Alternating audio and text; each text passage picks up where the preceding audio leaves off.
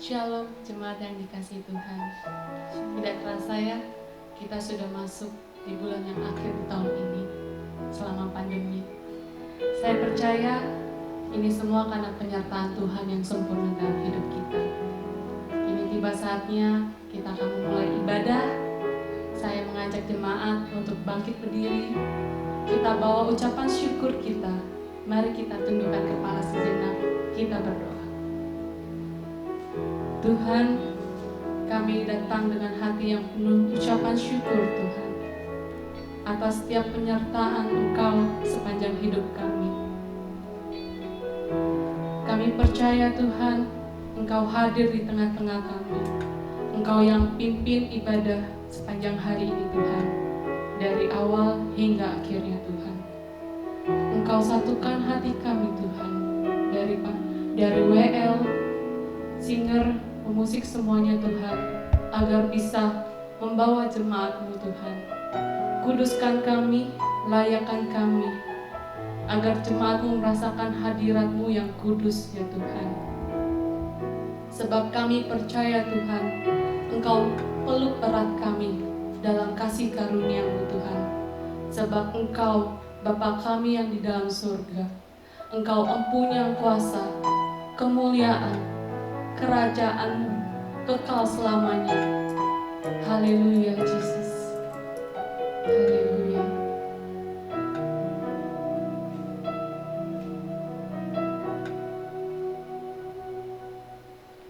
Bapa kami yang di surga,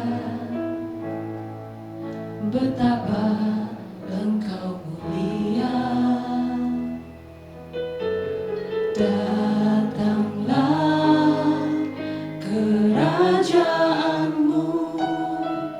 jadilah kehendak-Mu di bumi seperti di surga. Kami anak-Mu di sini, di hadirat-Mu yang suci. Diri-Mu kami hormati di dalam ketulusan dengan segenap hati.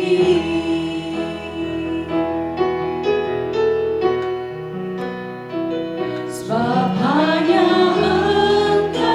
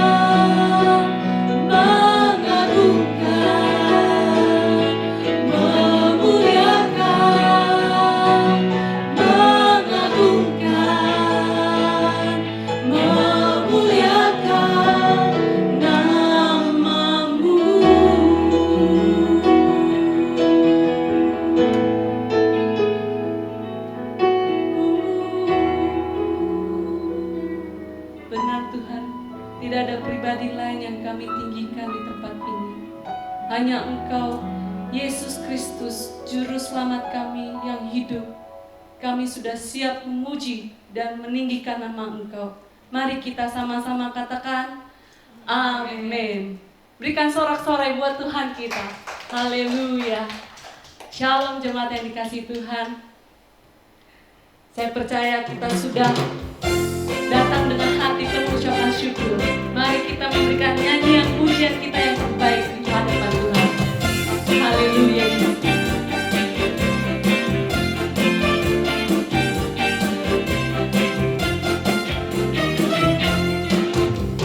Nyanyikan nyanyian baru bagi Tuhan. Nyata terbukti kasih setianya. Biar semua yang bernafas memuji Dia. Sungguhlah ajaib perbuatan tangannya. Nyanyikan, nyanyikan nyanyian baru bagi Tuhan. Nyata terbukti kasih setianya. Biar semua yang bernafas memuji Dia. Sungguhlah ajaib perbuatan tangannya. Mari bersorak-soraklah semua umat pilihan, besar dan agungkan namanya di seluruh bumi. Saksikanlah Injil Yesus, serukan keselamatannya, sampai bumi penuh kemuliaannya.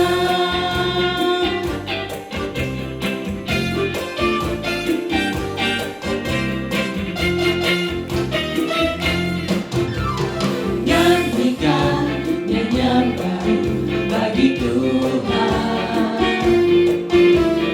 Nyata terbukti kasih setianya. Biar semua yang bernafas memuji Dia. Sungguhlah ajaib perbuatan tangannya. Mari bersorak-soraklah semua umat pilihan, besar dan agungkan namanya di seluruh bumi. Saksikanlah Injil Yesus, serukan keselamatannya, sampai bumi penuh kemuliaannya. Sampai bumi penuh kemuliaannya. Sampai bumi penuh kemuliaannya.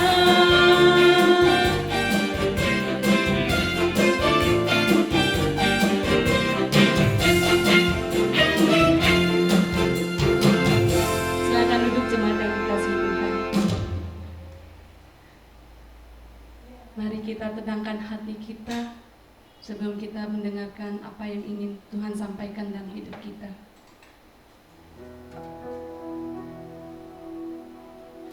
Bawalah setiap jiwa, hati, pikiran jemaat yang dikasihi Tuhan untuk selalu haus akan kerinduan, penuh dengan kerinduan untuk memuji nama Tuhan.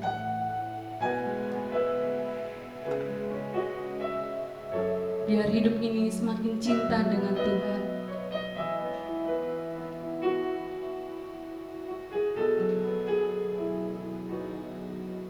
Aku ada ini karena anugerah Tuhan, kasih setiamu yang tidak berkesudahan.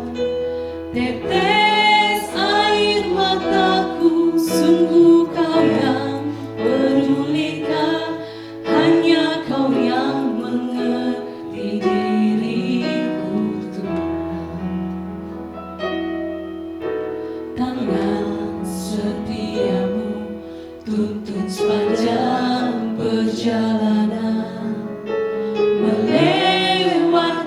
jurang, gunung tinggi pencobaan. Dengan nasihat-Mu Engkau ajar ku mengerti, semua ini bawaku ke rumah abadi. Jiwaku memuji keagungan pribadi-Mu Tuhan. Ku kagum akan hikmat-Mu, sempurna kebijaksanaan-Mu.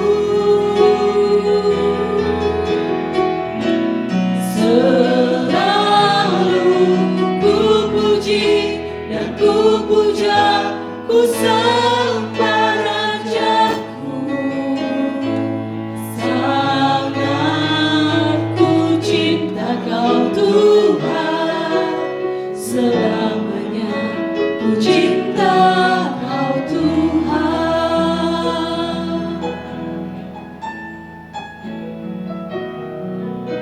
Aku ada ini karena anugerah Tuhan, kasih setia-Mu yang tidak berkesudahan. Tetes air mataku, sungguh Kau yang pedulikan, hanya Kau yang mengerti diriku Tuhan. Tangan setia-Mu tuntun sepanjang perjalanan, melewati jurang, gunung tinggi pencobaan. Dengan nasihat-Mu Engkau ajar ku mengerti, semua ini bawaku ke rumah abadi.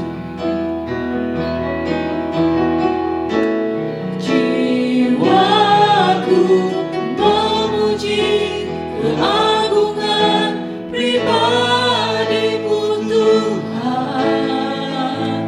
Ku kagum akan hikmat-Mu, sempurna kebijaksanaan-Mu.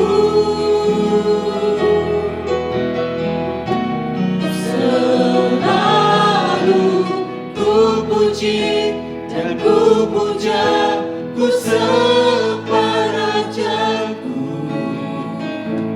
Sangat ku cinta Kau Tuhan, selamanya ku cinta Kau Tuhan. Saya undang jemaat untuk bangkit berdiri. Jiwaku memuji keagungan pribadi-Mu Tuhan. Ku kagum akan hikmat-Mu, sempurna kebijaksanaan-Mu.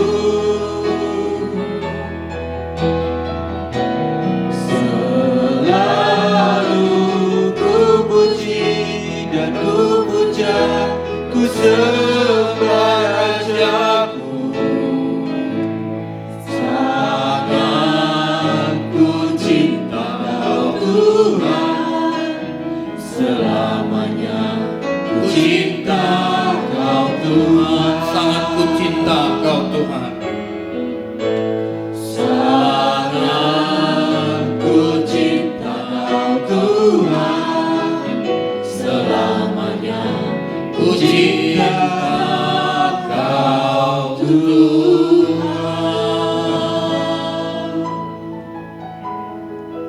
Bapa, kiranya lirik lagu ini sungguh-sungguh terperagakan dalam kehidupan kami.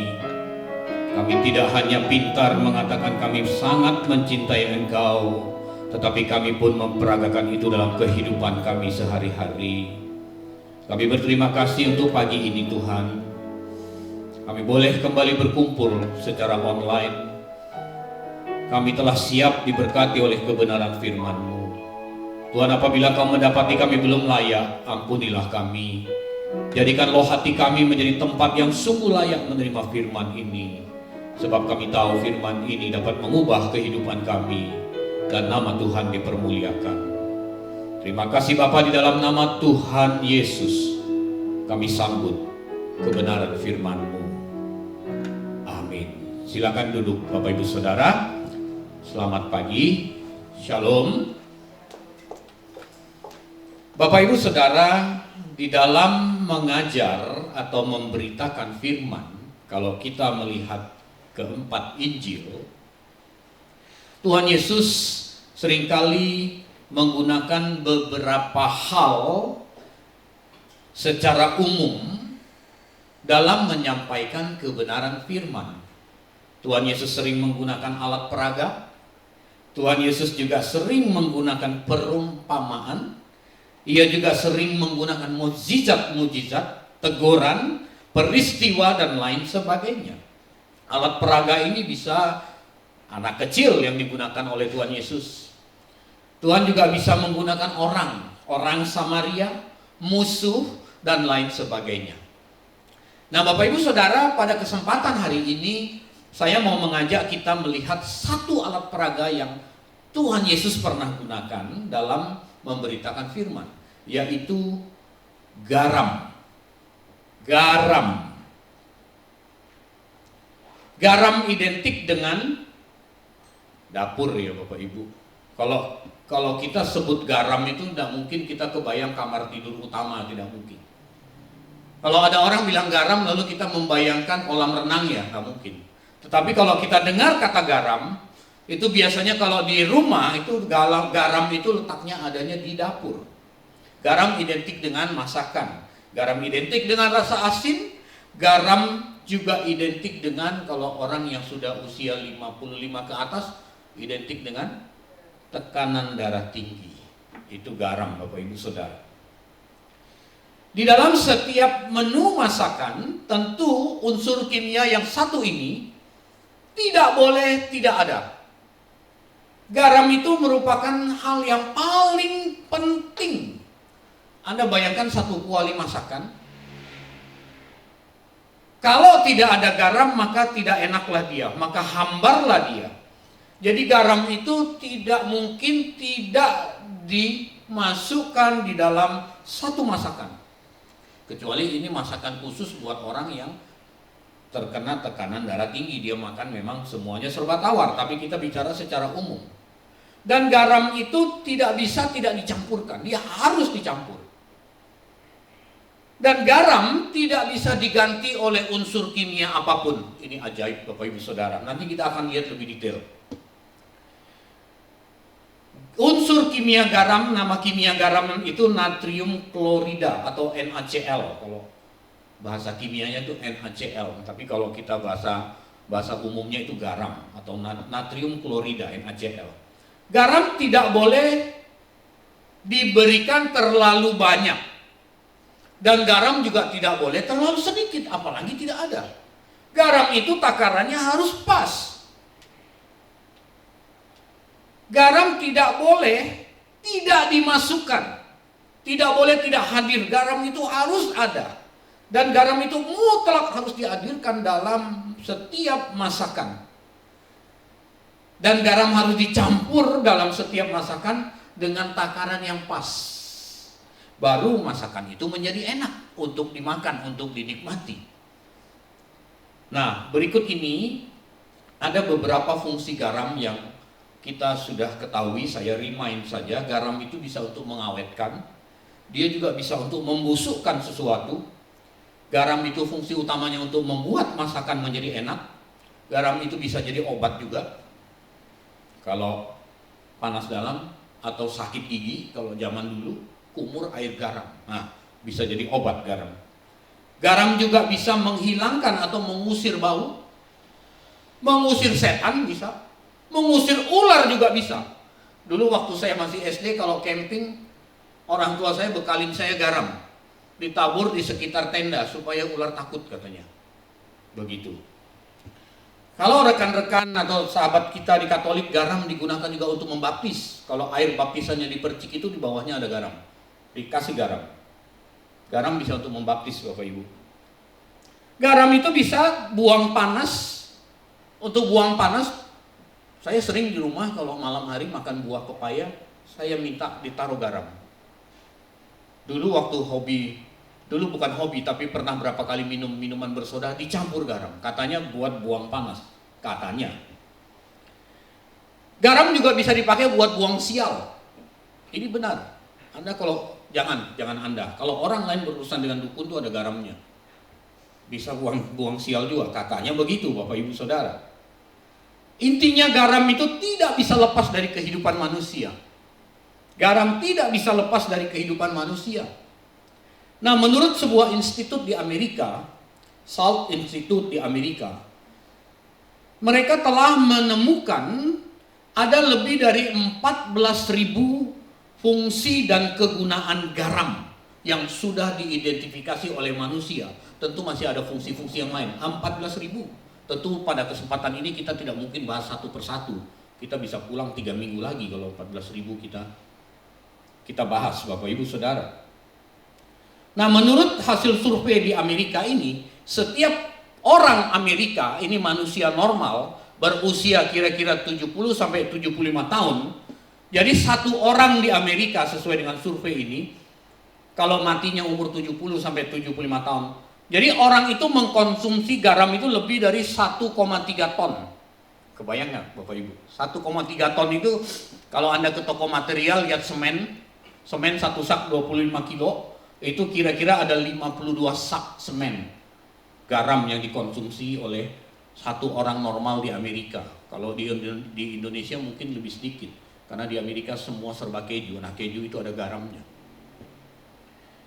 Mari kita buka Alkitab kita dari Injil Matius 5 ayat 13. Matius pasalnya yang kelima ayat 13. Demikian firman Tuhan. Kamu adalah garam dunia.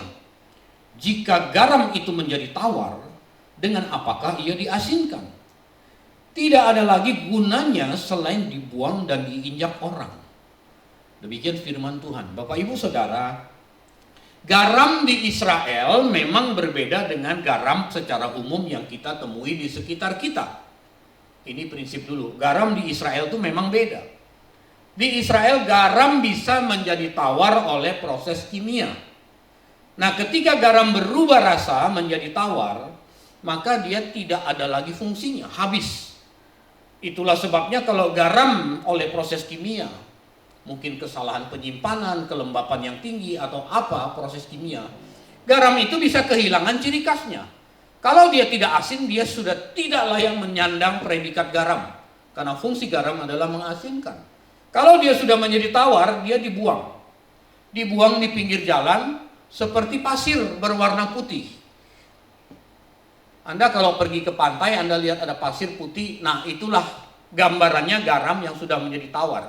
Diinjak, dibuang orang dan diinjak. Tuhan Yesus hendak menegaskan bahwa sesuai dengan bacaan kita tadi, kalau garam itu sudah tawar, sudah tidak ada fungsinya lagi, maka dia akan dibuang dan diinjak orang. Udah nggak ada fungsi sama sekali. Nah, Bapak Ibu Saudara, Laut Mati merupakan laut dengan kadar garam tertinggi di dunia. Laut Mati itu adanya di Israel, antara Israel, Palestina, dan Yordania. Itu ada Laut Mati.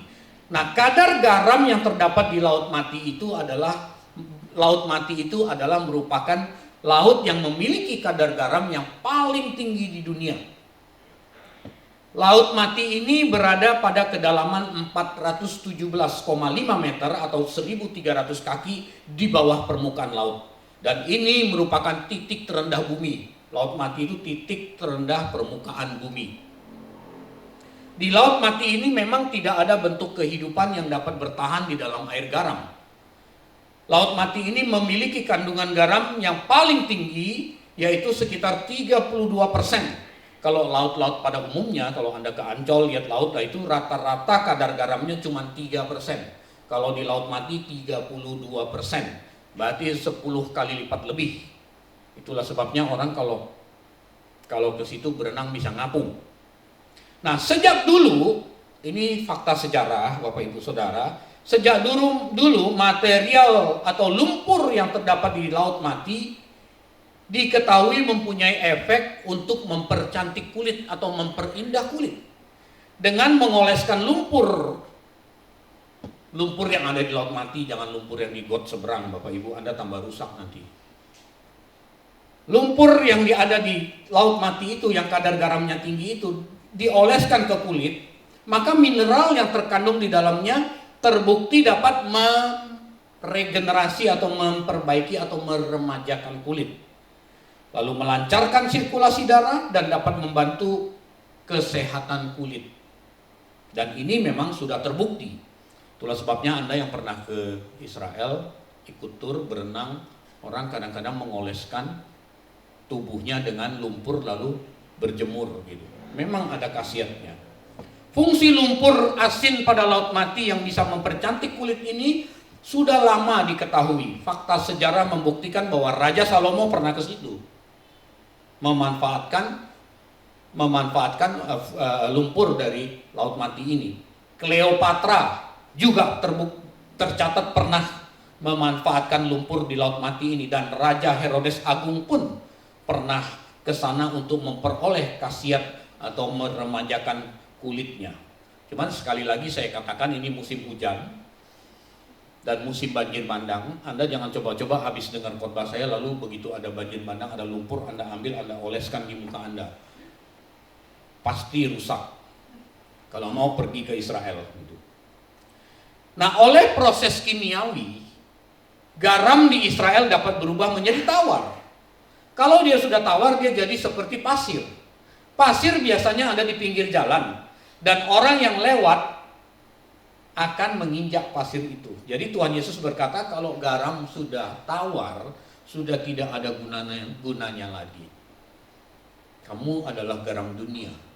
Kalau kamu hidupmu di dunia menjadi tawar seperti garam, gak ada gunanya.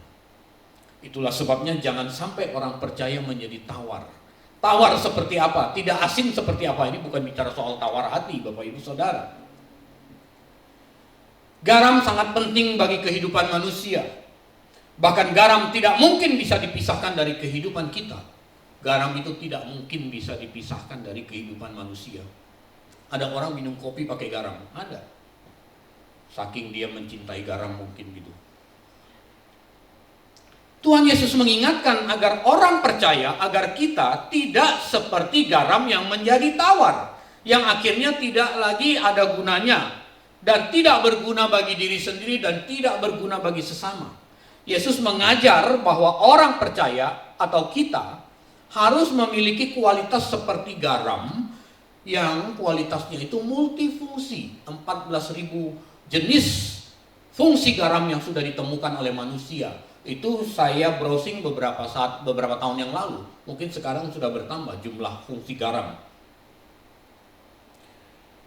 Garam membuat masakan menjadi enak, dan garam dibutuhkan oleh orang lain. Nah, kita harus mempunyai kualifikasi seperti garam yang multifungsi. Ini berarti anak-anak Tuhan atau kita wajib mempunyai kualitas tinggi seperti garam.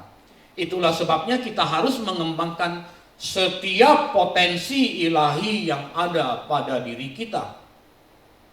Nggak boleh malas. Kalau dalam konteks menjadi garam di lingkungan sekitar kita, Tuhan suruh kita jadi garam dunia, Bapak Ibu.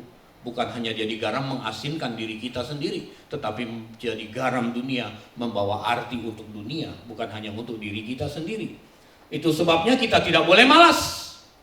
Sebab kalau anak Tuhan malas, tidak efektif, tidak mungkin bisa jadi garam. Apalagi menggarami orang lain, menggarami lingkungannya, menggarami dunia, ada nggak bisa.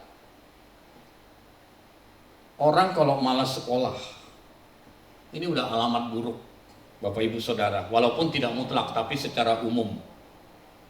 Besar kemungkinan masa depannya suram, lebih suram daripada orang yang rajin sekolah. Ini hukum tabur tuai.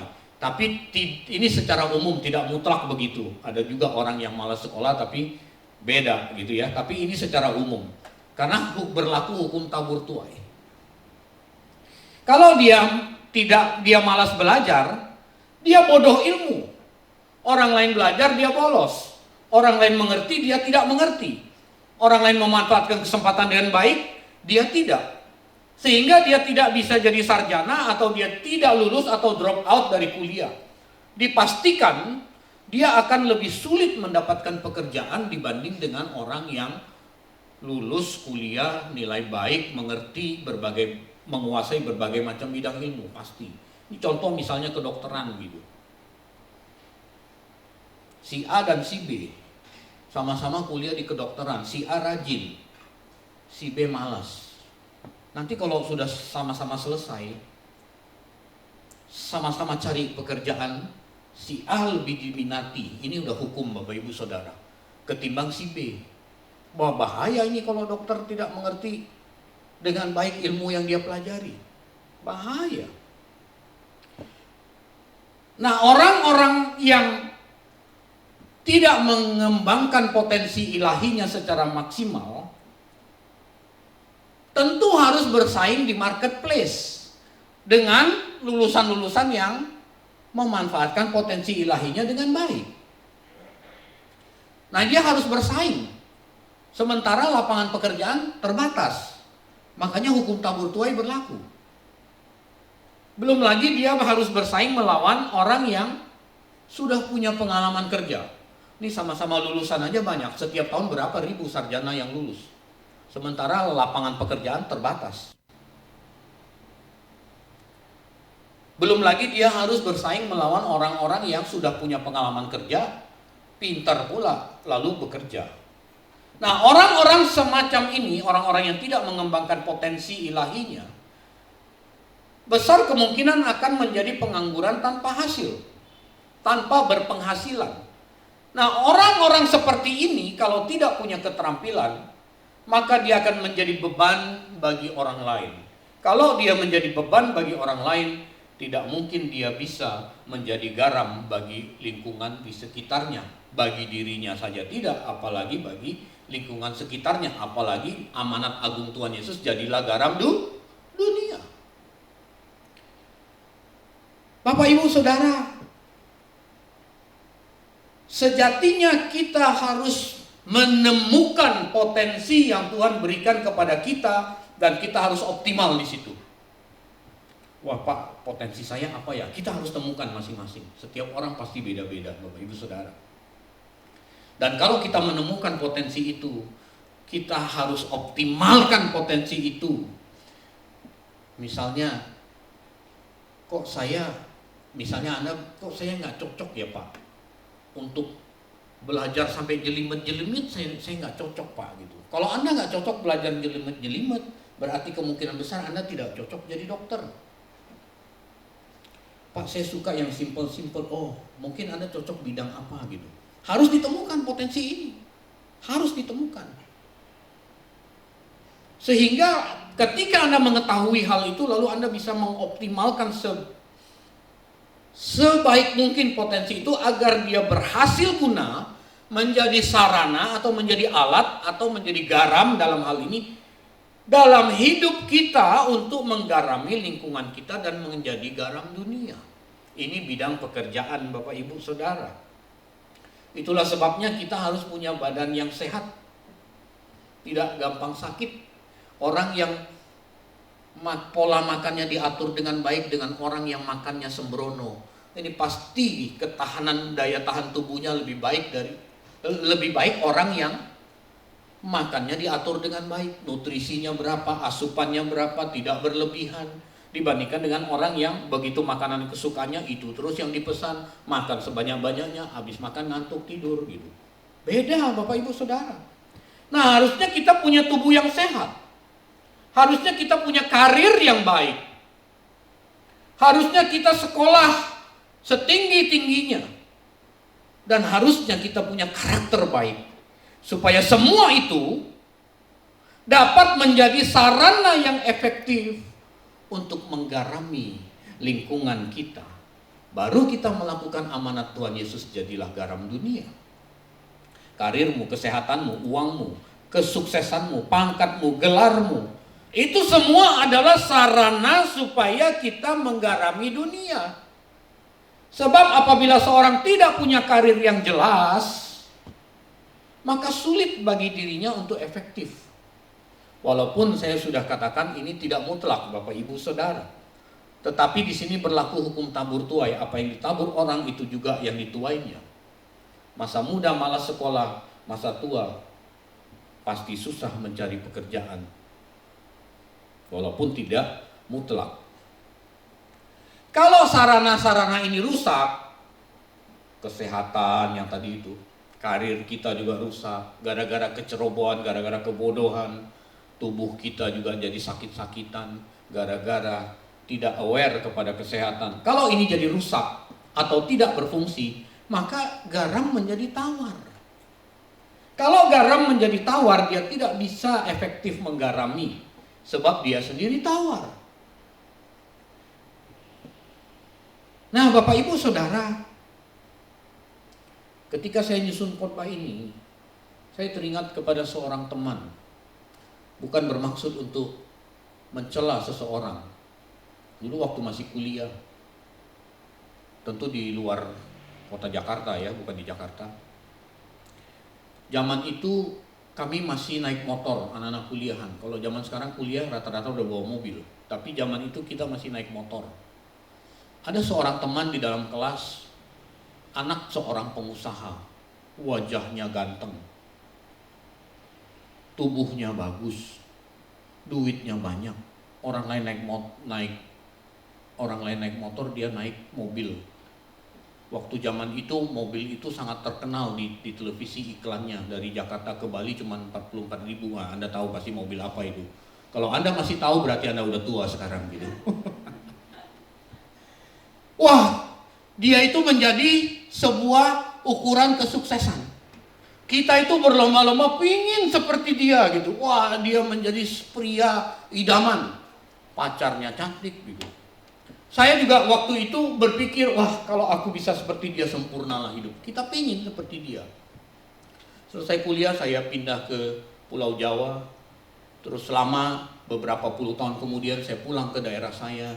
Saya mendapat kabar pria ini buka warung kopi, menikah dengan orang tidak seagama. Yang menjadi istrinya adalah yang dulu sering menemani dia di pub, di karaoke, di kota itu. Jadi memang dia sudah duit banyak, bapaknya pengusaha, dia juga pengusaha. Dia sering entertain orang, jadi pergi ke pub, klub malam gitu, karaokean gitu. Akhirnya dia menikah dengan salah satu wanita yang ada di pub itu. Dan dia cuman mengelola sebuah warung kopi tradisional gitu. Waktu saya nyusun khotbah ini saya teringat pada teman itu. Apakah ini yang Tuhan maksud kalau garam sudah menjadi tawar gitu? Kita dulu sangat mengidolakan dia. Wah, kita pingin berlomba-lomba, pingin jadi seperti dia. Kaya raya, cakep, uang banyak, udah bawa mobil gitu. Nah, Bapak Ibu Saudara, kalau dari kecil Tuhan men-setting kita menjadi A, lalu oleh kebodohan kita, oleh kemalasan kita tidak menjadi A, kita tidak akan efektif. Walaupun Tuhan punya rencana lain, yes, saya mengerti. Mungkin Anda berkata, Pak Pendeta, Tuhan tidak lihat profesi Pak Pendeta. Tuhan tidak membeda-bedakan karir seseorang. Yes, percaya Tuhan tidak pernah memandang profesi dan predikat seseorang.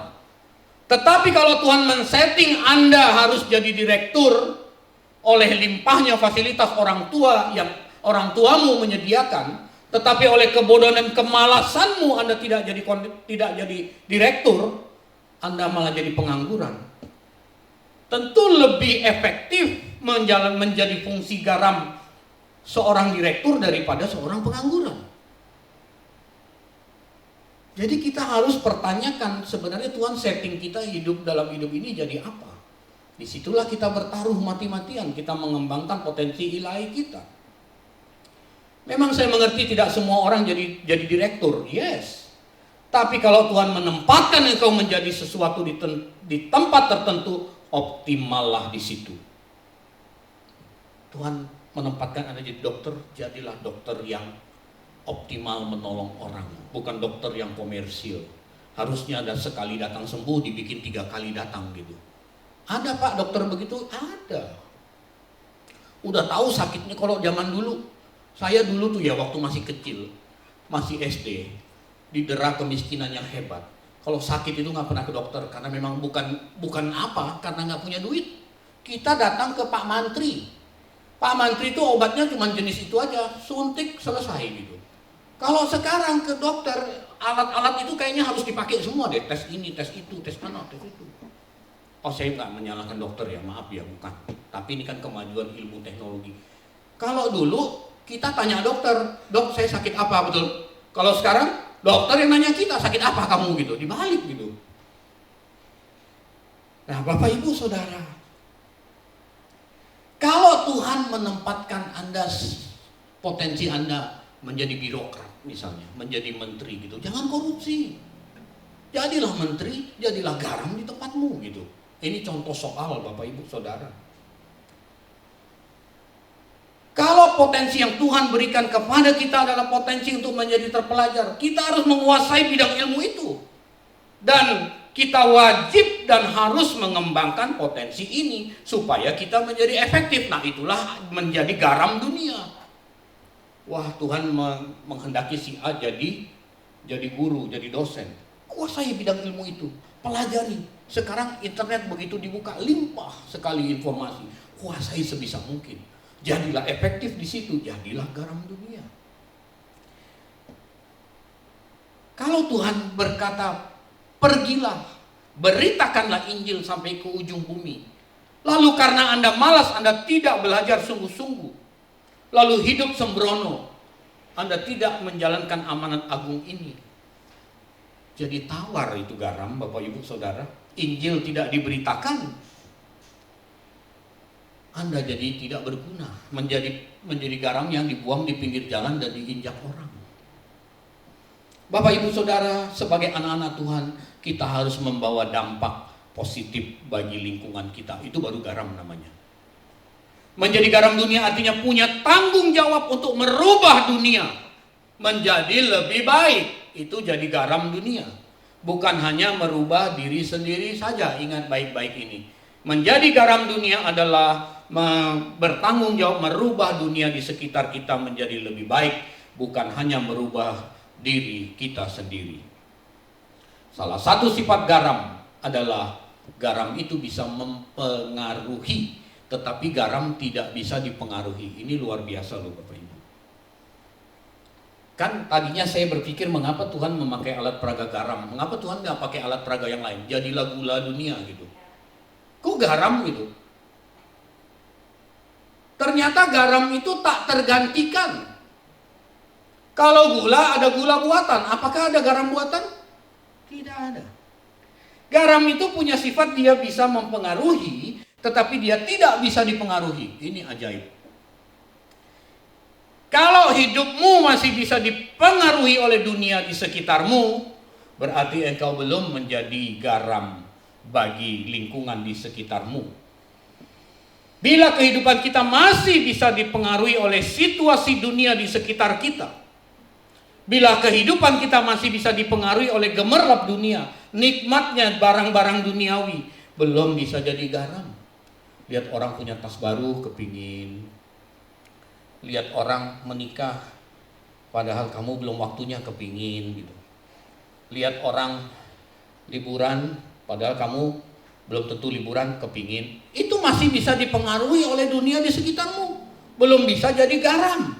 Garam itu tidak bisa dipengaruhi, tetapi dia justru membawa pengaruh baik kepada lingkungan di sekitarnya. Jadilah pribadi yang bisa mempengaruhi, memberikan kebaikan, sifat baik, mempengaruhi lingkungan di sekitarmu, bukan kamu yang dipengaruhi. Lihat tetangga beli mobil baru, kepingin. Lihat tetangga ganti TV, kepingin. Nah itu belum menjadi garam. Sekalipun dia pendoa syafaat, belum jadi garam Bapak Ibu. Sifat lain garam adalah dia membuat masakan menjadi enak. Enak dikonsumsi oleh orang lain. Kehadiran kita harus membuat orang lain menjadi teduh dan nyaman. Jangan sampai kita itu dicap orang menjadi biang kerok. Lalu kehadiran kita membuat orang lain terancam. Ini bukan garam. Sebab garam itu memberi rasa nyaman kepada orang lain, memberi keteduhan. Itulah sebabnya kita harus mengoreksi diri kita, Bapak Ibu Saudara. Oh, kita boleh ke gereja atau kita boleh nonton khotbah hari Minggu, bisa kita habiskan waktu pagi sampai sore nonton khotbah dari pendeta kurus, pendeta setengah gemuk, sepeda gemuk sekali semua. Kita tonton semua di online, boleh. Tetapi ketika kehadiranmu tidak membawa nyaman buat lingkungan di sekitarmu, mari kita koreksi diri kita masing-masing. Wah, tuh biang kerok datang tuh, udah kabur dah. Apalagi jadi biang gosip gitu. Orang ngomongnya A, kamu nyampein ke orang lain jadi beda lagi gitu, jadi B dari C gitu. Wah, ini tidak menjadi garam seperti yang Tuhan mau. Garam itu tidak bisa diganti dengan kimia apapun. Tadi saya sudah singgung itu. Gula bisa diganti dengan gula buatan, nggak ada bawang nggak masalah. Bisa diganti dengan yang lain, tetapi yang namanya garam tidak mungkin bisa diganti dengan kimia apapun. Ini ibu-ibu pasti tahu, yang sering masak ini pasti tahu ibu-ibu. Kalau lagi masak begitu Bu, begitu pas giliran harus masukin garam, Anda lihat di tempat garam habis, apa yang Anda lakukan Bu? Apakah Anda, tentu Anda akan mematikan dulu.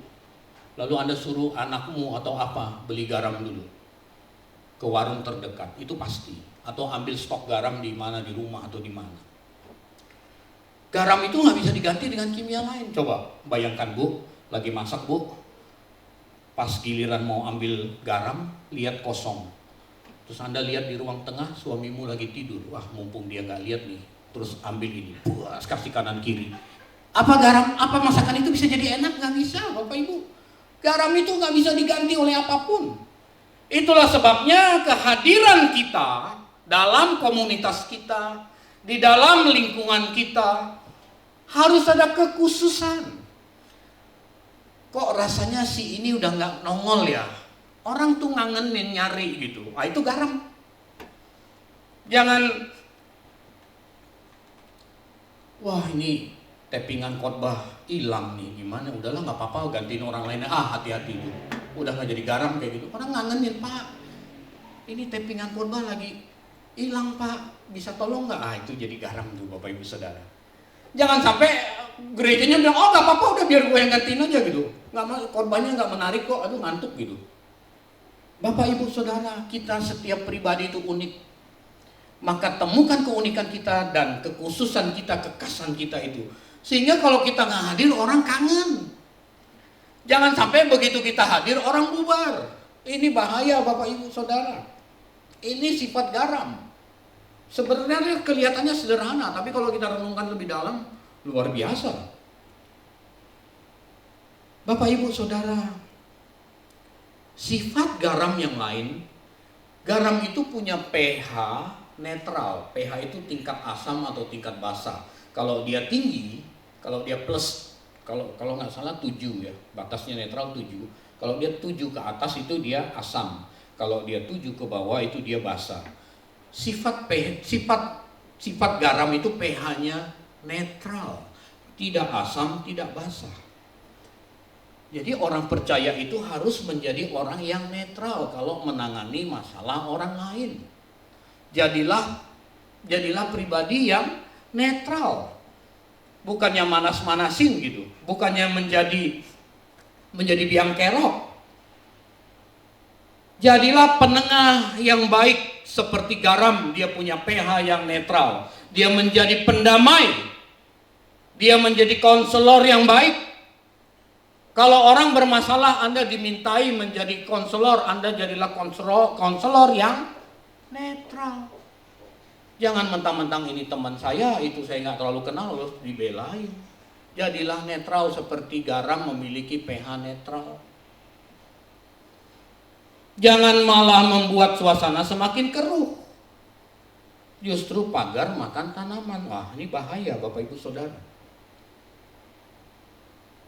Bapak Ibu, Di gereja orang terlihat manis. Di gereja itu pada asin semua. Kelihatannya pada asin semua kalau di gereja. Tapi Tuhan tidak mengingini kita menjadi asin di dalam ruang ibadah saja.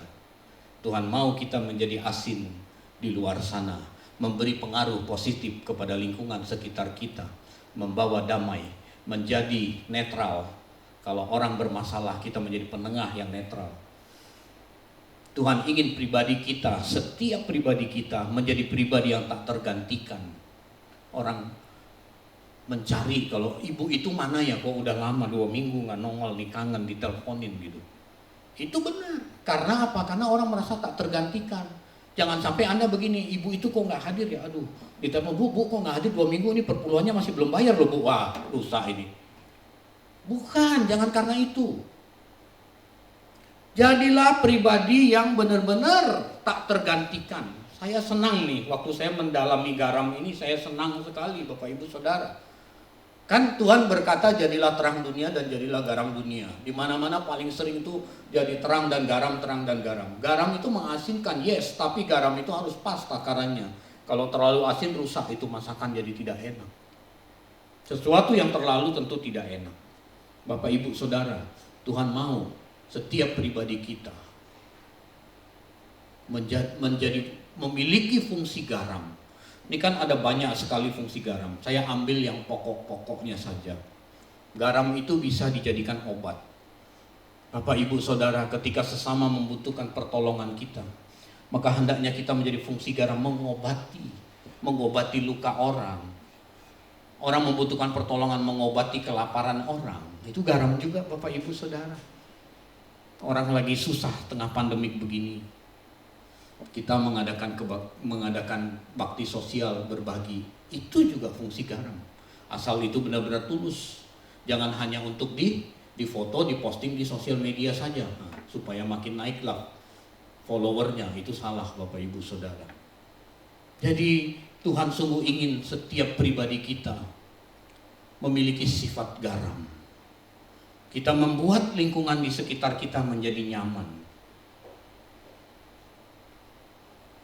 Bapak Ibu Saudara, maka sangat tepatlah Tuhan menggunakan alat peraga ini, garam.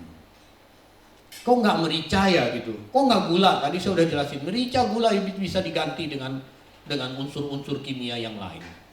Tetapi garam, selamanya garam, dia tak tergantikan oleh unsur kimia apapun. Bapak Ibu Saudara, menjadi penting untuk kita renungan pada pagi hari ini adalah bahwa ketika kita menjadi Kristen, artinya menjadi pengikut Kristus, kita harus mentaati seluruh perintah yang telah diucapkan oleh Tuhan Yesus yang sekarang bisa kita baca di dalam Alkitab. Salah satu perintah Tuhan Yesus adalah jadilah garam dunia. Jangan sampai kita seperti garam yang menjadi tawar sehingga dia dibuang di jalan dan diinjak-injak oleh orang. Jangan sampai integritas kita sebagai anak Tuhan kalah oleh dunia ini, lalu kita tidak dihargai oleh orang. Tuhan tidak mau melihat setiap anak-anaknya menjadi seperti pasir yang diinjak-injak oleh orang. Garam punya sifat yang khas. Dia memberi rasa nyaman, memberi rasa enak pada makanan. Dia membawa keteduhan pada lingkungan sekitarnya. Garam tidak tergantikan oleh unsur kimia apapun. Dan garam tidak bisa diganti oleh apapun, Bapak Ibu. Jadilah pribadi yang tak tergantikan. Orang mencari kita karena memang pribadi kita tak tergantikan. Untuk itu Bapak Ibu Saudara, mari kita terus belajar kebenaran firman ini. Mari kita terus gemar mendalami Alkitab. Mari kita terus mendengar khotbah-khotbah yang bermutu, yang setidaknya dapat memberikan masukan kepada manusia batiniah kita. Dari hari lepas hari diubah terus. Lama-lama tanpa terasa, oh aku ternyata setidaknya dalam bidang usahaku atau dalam rumah tanggaku atau dalam pekerjaanku atau di dalam lingkungan RT, lingkungan kecil atau lingkungan arisanku, aku ternyata bisa juga jadi garam. Ini kan mengagumkan Bapak Ibu Saudara. Di lingkungan, mulai dari lingkungan kecil itu. Dulu, bagaimana caranya? Mulai dari diri sendiri dulu. Potensi ilahi yang Tuhan berikan kepada kita harus kita gali dan harus kita kembangkan. Sehingga kita tidak nyusahin orang, tapi kita membuat orang susah menjadi tidak susah. Harus begitu Bapak Ibu Saudara. Itulah namanya Kristen. Kristen itu pengikut Kristus. Kristus itu dia tidak susah, tetapi dia mau susah karena dia memikul kesusahan orang lain. Kristus itu tidak berdosa, tapi dia mau memikul semua kesalahan kita. Sekarang kita pengikutnya. Mari kita manfaatkan sisa umur hidup kita ini untuk kita mengembangkan potensi yang ada dalam diri kita. Kita menemukan potensi itu lalu kita kembangkan dan kita dapat menunaikan perintah Tuhan yang satu ini, menjadi garam yang membawa kebaikan bagi dunia di sekitar kita. Amin untuk kebenaran firman Tuhan. Mari kita tundukkan kepala, mari kita berdoa. Tuhan, kami berterima kasih untuk firman yang sudah kami dengar. Bapa, menyadari diri kami masih sangat jauh dari apa yang Tuhan mau. Kesempatan pagi ini kami bertobat Tuhan. Setiap kami dimanapun kami berada yang tengah menyaksikan acara ini melalui channel YouTube,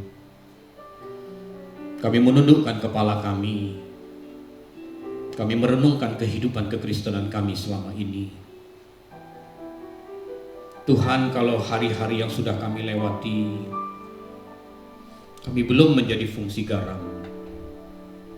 Kami bersyukur pagi ini Tuhan melawat kami lewat firman ini. Kami bersyukur setelah ini Tuhan masih memberikan kami kesempatan untuk kami memperbaiki diri kami. Tuhan, kami mau menjadi pribadi memiliki sifat-sifat seperti garam, sehingga setidaknya kami membawa rasa nyaman di lingkungan keluarga kami, mulai dari lingkungan terkecil Tuhan. Setidaknya kami menjadi garam, membawa rasa nyaman, rasa aman bagi pasangan hidup kami masing-masing, bagi istri kami, bagi anak-anak kami, dan bagi suami kami, bagi menantu kami, bagi mertua kami. Kami membawa rasa nyaman, keteduhan untuk lingkungan kecil dulu Tuhan. Bapa, kami mohon kuasa Roh-Mu yang kudus untuk memampukan kami. Sebab Roh Kudus berjanji Dia akan menuntun kami kepada segala kebenaran. Kebenaran ini kami terima sebagai kebenaran firman-Mu Tuhan. Dan kami membutuhkan Roh-Mu yang kudus menuntun jalan setiap kami. Kalau selama ini kami kurang memperhatikan pasangan kami, Tuhan, kami menyadari tidak ada gunanya kalau di luar sana kami memperhatikan banyak orang, tetapi pasangan kami sendiri luput dari perhatian kami. Kami bertobat di hadapan-Mu saat ini Tuhan. Tuhan, mampukan kami untuk merajut kembali hal-hal sederhana yang mungkin sudah lama tidak kami lakukan, yang kami gagal memberikan rasa nyaman bagi pasangan kami masing-masing. Tuhan, kami mohon Roh-Mu yang kudus menjamah kami saat ini. Tuhan, menerima pertobatan kami. Tuhan, mengampuni segala kesalahan kami, sehingga kami beroleh kesempatan yang baik untuk kami mengembangkan diri kami, mengasinkan diri kami, dan mengasinkan lingkungan di sekitar kami. Bahkan amanat agung-Mu, jadilah garam dunia. Bukan hanya garam di dalam ruang ibadah, tetapi garam bagi dunia di sekitar kami. Bapa, hanya kekuatan Roh-Mu yang kuduslah yang mampu mengarahkan kami. Dalam kerendahan hati kami mohon Roh Kudus bekerja untuk setiap kami yang mendengar firman ini. Terima kasih Tuhan, terima kasih. Dalam nama Tuhan Yesus kami berdoa dan mengucap syukur. Amin. Amin.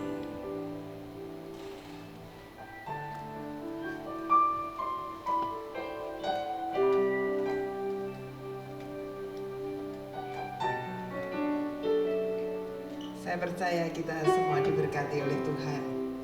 Ya, terima kasih kepada Tuhan yang sudah memberkati kita, mengingatkan kita agar supaya kita boleh menjadi garam yang bisa menggarami sekeliling kita, sehingga hidup ini dapat dinikmati oleh sekeliling kita. Terima kasih juga kepada Bapak Pendeta Beni Siowardaya yang sudah menjadi saluran berkat bagi kita semua. Saudara-saudara yang ada di rumah semua, baik, sehat, dan penuh sukacita, terus semangat supaya kita tetap bisa mengakhiri tahun ini dengan benar dan memasuki tahun yang baru pun kita sambut dengan antusias. Kalau Tuhan masih memberikan kesempatan kepada kita, kita akan gunakan waktu itu dengan sebaik mungkin. Mari saudara, kita mau berdiri bersama-sama. Kita akan akhiri ibadah kita pada pagi hari ini. Sungguh kami bersyukur kepadamu Tuhan, bahwa berkat rohani sudah kau curahkan kepada kami, mengingatkan supaya hidup ini menjadi garam. Terima kasih Bapa, berkati hamba-Mu yang sudah kau pakai menjadi saluran berkat bagi kami semua yang sudah melayani juga. Terima kasih. Dan sekarang saudara, kedangkan hatimu di hadapan Tuhan, dan kiranya berkat anugerah yang berlimpah-limpah dari Allah Bapa kita, kasih sayang di dalam Tuhan Yesus Kristus, dan persekutuan dengan Roh Kudus nyata di dalam kehidupan saudara-saudara sekalian, mulai saat sekarang ini bahkan sampai selama-lamanya. Haleluya. Kita katakan bersama, amin. Tuhan